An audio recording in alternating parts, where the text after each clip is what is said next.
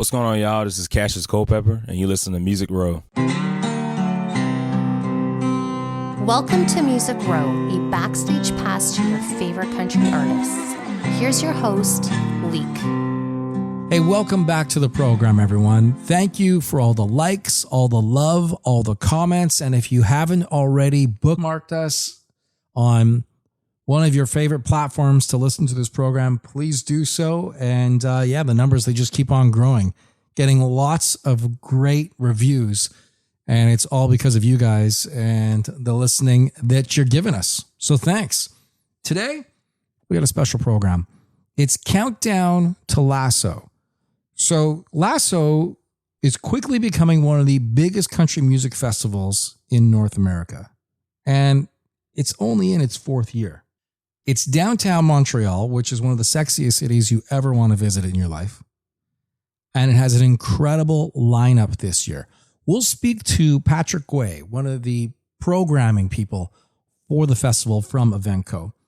We'll get his insight and how things come to be at a festival of such scale.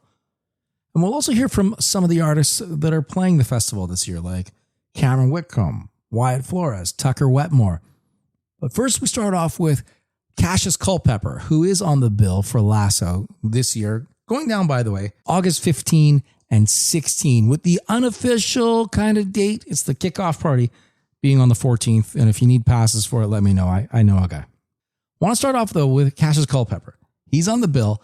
And the crazy thing for me, at least, when I hear the story from Kashus Kulpepper is he didn't play guitar until COVID happened. Then he picked one up, and he hasn't put it down since. And the guy is skyrocketing up all the country charts. Here's Kashus Kulpepper to tell the story. Yeah, man. I didn't know really what I was doing. COVID was a time for like isolation. And growing up, music has always been there during my isolation growing up because I was kind of like a loner kid. So when COVID came around, I was already listening to music, but when I found out there was a guitar around on bass, and my buddy found it for me. So, I was like, let me just lean back into music. So you've never played guitar before, but you've done a lot of singing in the choir, right? Yeah, I grew up singing in the church. Yeah. So you got those reps behind you, which is good. Yeah. That helps out when you eventually want to bring this, perform live before anybody. What were some of the first songs you started strumming? I think I was doing some Creedence. Have you ever seen the rain? Rate yourself. Rate your performance of Creedence the first time you played it live before some of the dudes that you're out in Spain with on the bass. It was with the Navy, right? Yeah. Yeah, I was in the Navy. Are they all sitting around waiting for you to play? Or do you just pull the guitar out and say, I'm going to interrupt with this. Enjoy. Yeah. I think at this point, a lot of people would come by because usually when I was playing my guitar, I would keep my windows open or my door open, especially midday. So everybody knew that I was like learning some songs. I was like singing Bill Withers while I was the door open, or some Pearl Jam, or like just some classics and stuff like that. So everybody kind of knew that I was like learning playing guitar. So when it came to the point where I was comfortable to go out, my mother's like, you should bring your guitar out to the bonfire. We're playing volleyball, beach volleyball. Everybody's going to bring their guitar out. If I know anything about the Navy, too, if you guys are playing beach volleyball, you're all wearing jeans. Yeah. Wearing jeans on the beach. Or cutoff jeans. You got some characters, man, in the Navy. But by the time I got to the bonfire, I was kind of a little bit more confident in myself because I already had my next two neighbors in the barracks over there in Rhoda and like, Cash, you should bring your guitar out at the bonfire. So when I did that, I finally brought it out. It was a good time. Everybody was pretty excited. That's Kashus Kulpepper. Hear that full interview in the Music Row archives. It's the official countdown to LASSO, joined by one of the principal production executors, producers. Patrick Guay is on the line with us talking about LASSO, a festival that has quickly become one of the greatest country music festivals, I would say, in North America. There's a lot of them out there, but you guys have something special going on. Welcome to the program, Patrick. Good to hear from you. Thank you very much for having me, sir, as always. And I appreciate the pumping of our tires there. I mean, we got a long way to go. We're just going into year 4 here, but so far it's been a nice build. So we'll just keep on trucking and hope for the best here. You say you're going into year 4, but really, if it wasn't for COVID, you might be in year 6. Correct. As you guys had planned to produce this festival years prior, but everything obviously shut down. What was the reset for you guys? Did you guys over those couple of years go, wait a minute, we had this initial idea of A, B, and C, and those all went away when you first fired up LASSO in 2022? Well, the main thing there was that, we had Morgan Wallen booked at, a 1/200th of what he makes right now per show.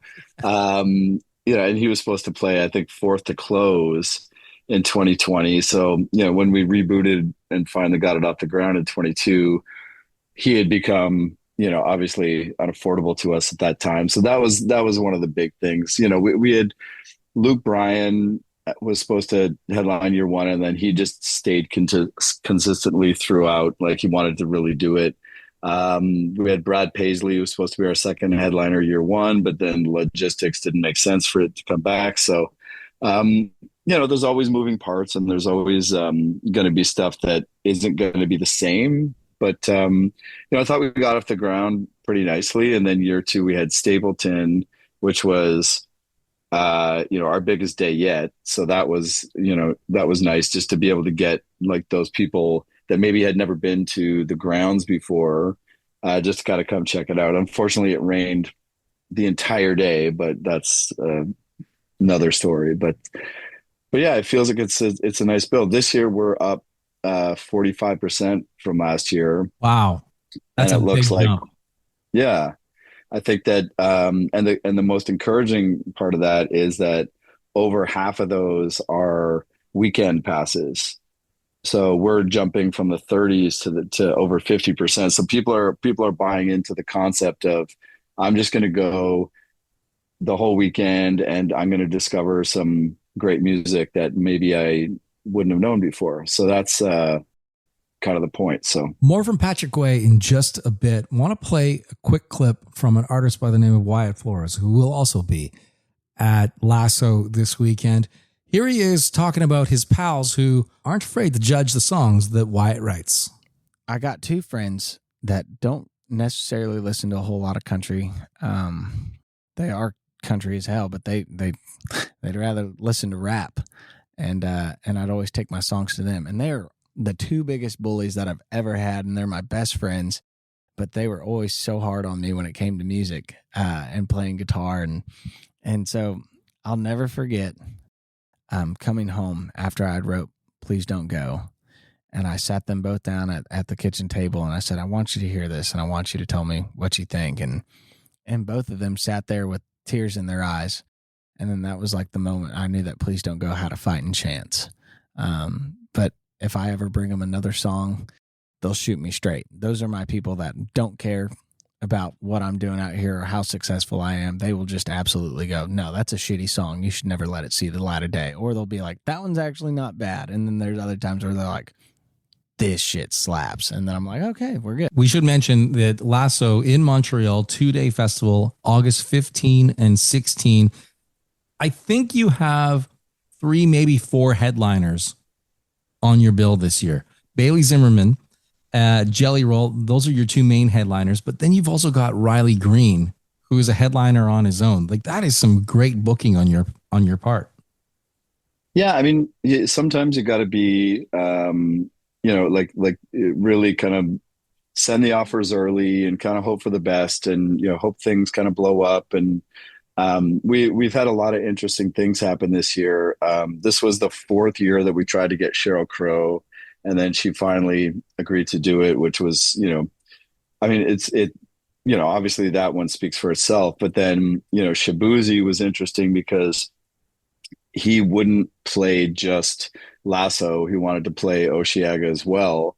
So we kind of had to work that into our Osheaga programming. And that's the first artist that we've ever had to do that for. So that was interesting. And then we had a couple things fall off kind of last minute, and we're able to get replacements that kind of ended up actually being even stronger in certain regards. So yeah, it's just kind of been an interesting year, but I feel great about where we ended up. And yeah, I think it's going to be an incredible weekend of music. You've got such a great list of artists on Friday. Bailey Zimmerman, Sheryl Crow, as you mentioned, Shabuzi, Charles Wesley Godwin, Wyatt Flores, Tyler Braden. It goes on and on. Then on Saturday, Jelly Roll, Riley Green, Tucker Wetmore, Dead South, Cameron Whitcomb. There's a lot of artists that definitely have exploded over the last year or so, Shabuzi being one. Did you book Shabuzi maybe 2 years ago for LASSO coming up? It was, I would like to say we got that done in October last year. So he had already, obviously it started to bubble, and there was like one, maybe two singles out, and it was really starting to happen. So we, targeted that early on, but we probably send for the 60 or so artists we end up actually booking for the 2 days. We probably send 100, 120 offers. It's just, like making the Tetris game work for everybody just doesn't always make sense. So when it does come together like that, like Shaboozey is a good example of that, where it was like the timing was great. And we actually had a whole plan for it. We were going to send him out east. He was going to do, that we had like 20 dates for him in Canada, but he ended up only taking the 2 festival dates in the end. Wyatt Flores is another guy who's exploding like crazy. How do you find a guy like Wyatt who is not traditionally country and add him to the LASSO bill? I mean, he's Americana / country, but not that pop country that we're hearing on radio today. Well, we want to be able to include stuff like that. Like that's kind of like where most of us in the booking department, that's kind of where our heart lies truly, so we'd love for a day to be able to have like a Wilco or something like that on like play the festival. But I think we like, especially for the first 5-6 years, we got to kind of give it to them a little more straight up down the middle, and then just kind of add some pieces like that on the side. And it's been fun to see. And like, I think that the audience is appreciative of that. So, and for especially the people that come early and just do want to discover music, I think that'd be like, oh, it's not just all songs about beer and girls and trucks. All that stuff. Cameron Whitcomb is another guy that has exploded over the last year or so. I would say even the last 7 months. Yeah. And I saw him at CMA Fest a couple of times in Nashville in June, and it was just great to see like the audience reaction to him is just, I mean, it's always kind of been like we sold out our show in February with him at the Beanfield Theater. So 1,000 cap. That's actually, he's coming back to play pre-party, like our kickoff party at Beanfield before the fest, and then also playing the fest. So that's kind of been, it's great to see a guy like that who just didn't necessarily come out of nowhere, but definitely over the last little bit. And you hear it everywhere, right? You hear it on pop radio, you hear it on alt radio, you hear it on country radio. So he's kind of having a moment where it's kind of happening in a lot of different genres, not just country. And he's really good at backflips. Sure is. More from Patrick Guay in just a bit. We're talking about LASSO, and one of the artists that we just mentioned was Cameron Whitcomb. Here he is talking about his time on American Idol. Even till the time I got there, I had no idea how the show went. Like, I didn't know. I was like, okay, I know you're supposed to go into a room and sing, but I had no idea about anything else about the show. Honestly, for me, it was just like, I just walked in there, like, totally out of my element, but so excited to even have the opportunity, And I think that really showed because, I was just excited to, a lot of people would show up and they're like, oh, they're not feeding us really, and they're not really, they're not being... they're kind of herding us like cats and whatever else. And I'm like, dude, I don't know if you know what it's like to work in the 40 below on a pipeline in Kamloops, BC, but I'm just telling you right now, you got it pretty good. We're staying in a bougie hotel and we get to hang out with incredible people and meet mega celebrities and hang out for free. Like, I'm just the weather saying, is good. The food is good. Weather's People are good. being nice to you. Food was but you know what? People are like, it's like man, like, I don't know. I was just grateful to even be there. I was like, they stuck me on economy flights and, like, you know what I mean, in between people. And I'm like, just amped up. I'm just fired up. I was just grateful. Like honestly, like, things couldn't have got better. Before you showed up, though, I'm guessing you started watching every season, every episode. Like, No. you just showed up. I just showed up cold. straight up blind. I didn't even know how the show worked. I watched a few kind of things. And the main thing that I did to get ready for the first audition was I quit smoking. And then I quit drinking, actually, believe it or not. I quit drinking just for that time being. You know, I was like, okay, well, these are two things that I know aren't good for me. And I know I don't feel good when I wake up and, you know, my throat, I can't, like I've been yelling all night. You know what I mean? You're like, not casually smoking and casually drinking. I'm smoking and I'm drinking. You know what I mean? Right. So, like, I just quit that, quit vaping, quit everything. And I was like, okay, I'm just going to go there. I'm going to try my best. And, like, I'm just going to keep singing. So I just singing every day. And then went through and basically what they told me was like, yeah, you're great. And we love you as a character, but you need to learn how to sing. Catch my full conversation with Cameron Whitcomb in the Music Row archives. Just do a quick search and you'll see it there. Tucker Wetmore is another guy that really took off in the last year. What blows me away about him is that he doesn't have a lot of stage time when you compare it to a lot of other artists that are on your bill. And he is a self-taught artist, self-taught in piano, self-taught in guitar, and really good at the stage. Have you seen him perform live? I saw him at Stagecoach this year, and his it was just like so commanding. So, but the funny thing was, like, mid set, you know, like a Stagecoach, I think he only had like maybe 40 minutes, and then at one point he took out a piano, and then he just started like doing like 50s covers, like Great Ball of Fire and stuff like that. So one of the first songs he taught himself, which is crazy.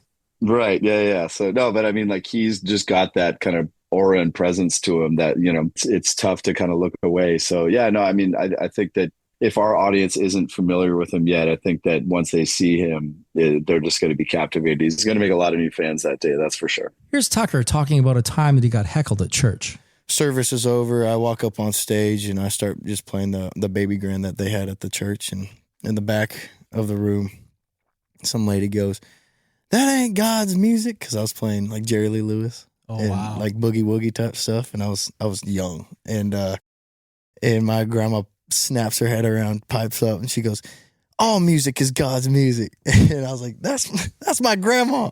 Catch Tucker Wetmore at LASSO August 15 and 16 in Montreal. We wrap up this program with more from our friend Patrick Guay from evenko. LASSO goes down in Montreal. It's a 2-day festival. The nice thing about the festival is you're in one of the most beautiful cities in North America. For a first timer going to LASSO, what's your recommendation? Well, definitely get a nice hotel downtown that's, you know, like walkable to a subway stop. So you can just you can take the subway to the site, and it's very convenient.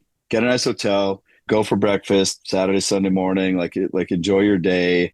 Then you can saunter over to the site and just, it's very, it's going to be hot, wear sunscreen, drink a lot of water. We've got a lot of water stations, and we got a lot of great food on site. A lot of great Montreal restaurants have kiosks there so that you're going to be able to enjoy, and just come and see as much music as possible. We love the discovery aspect of country. So when you come, if you come at 2 p.m., you're going to see something that's maybe you never heard before that could be your next favorite band.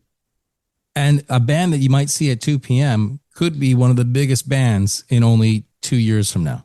Exactly. That's how fast things move right now. Patrick Guay from LASSO. Go check out LASSO in Montreal every year. If you can't make it this year, you can go next. I assume you're going to put tickets on sale right away. It seems to be the going trend. I saw Big Valley Jamboree. They just wrapped up their festival, and I think before it was even done, they put tickets on sale for 2026. Yeah, that's kind of like we did that with Osheaga, where it's like, on the screen at the end of the set, it's like, okay, here's the 2026 dates. Tickets are on sale. Obviously, you're not going to announce any performers yet, but that'll come in maybe December, maybe January. Actually, I think we were late this year, but anyway, that's a whole other conversation. But anyway, yeah, we definitely do that too. It's like if the fans want to buy early, then at the lowest price, then so be it.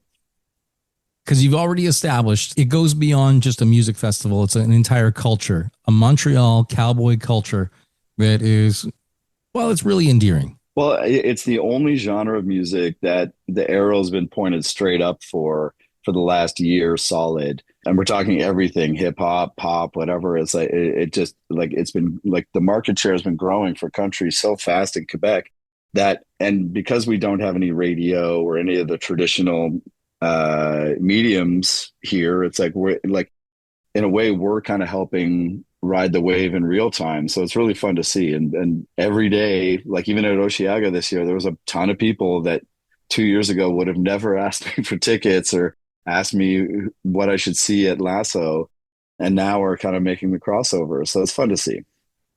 Patrick Guay from Evenko talking about LASSO. This is the official countdown to LASSO. Have yourself an amazing time, and thanks for joining us on the program. Anytime, sir. Appreciate it. Follow Music Row on X at Music Row Country, on Instagram at Music Row Official. Music Row is produced by Shed of Dreams.